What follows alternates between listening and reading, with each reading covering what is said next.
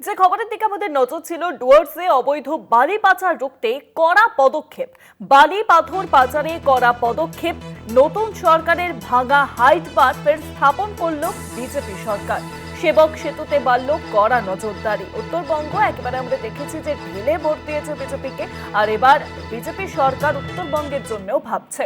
জানাবেন এ বিষয়ে ফোন লাইনের সঙ্গে রয়েছেন প্রতিনিধি কৌস্তব ভৌমিক। কৌস্তব, দেখো শুভাঙ্গী, তোমাকে জানিয়ে রাখবো যে উত্তরবঙ্গের অন্যতম গুরুত্বপূর্ণ এবং ঐতিহ্যবাহী যে সেতু রয়েছে সেবক করোনেশন ব্রিজ, স্থানীয়ভাবে বাঁকপুর হিসেবে পরিচিত, সেই সেবক করোনেশন ব্রিজের দুদিকে কিন্তু হাইট বার লাগিয়ে দেওয়া হয়েছে।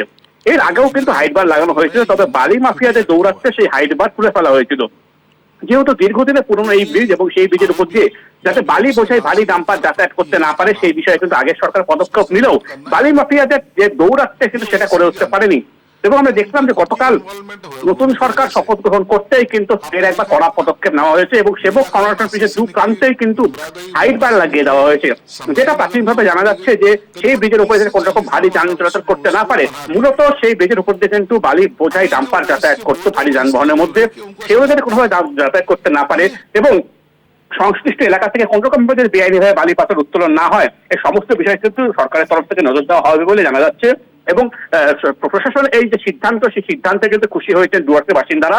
ডুয়ার্সের বাসিন্দারাও চাইছিলেন এই ঐতিহ্যবাহী সেতুকে যাতে সঠিক রাখা যায়, একে রক্ষণাবেক্ষণ করা হয় এবং তার উপর যাতে ভারী যান চলাচল না করে, এই সমস্ত যেন সবকিছু যাতে করা হয়, এই সমস্ত বিষয়ে দাবি তোলা হয়েছিল।